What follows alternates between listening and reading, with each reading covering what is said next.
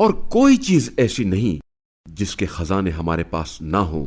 پھر ہم اسے مناسب مقدار کے ساتھ نازل کرتے ہیں۔ اور ہم نے باردار کنندہ ہوائیں چلائیں،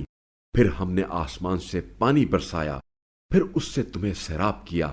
ورنہ تم اسے جمع نہیں رکھ سکتے تھے۔ اور بے شک ہم ہی زندہ کرتے اور مارتے ہیں، اور ہم ہی وارث ہیں، اور بتحقیق ہم تم میں سے اگلوں کو بھی جانتے ہیں اور پچھلوں کو بھی جانتے ہیں۔ اور آپ صلی اللہ علیہ وآلہ وسلم کا رب ہی ان سب کو ایک جگہ جمع کرے گا، بے شک وہ بڑا حکمت والا، علم والا ہے۔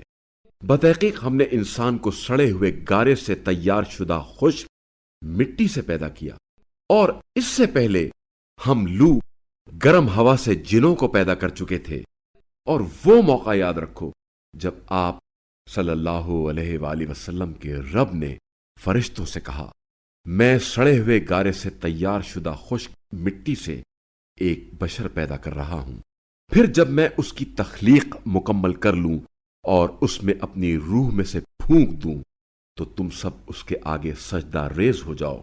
پس تمام کے تمام فرشتوں نے سجدہ کر لیا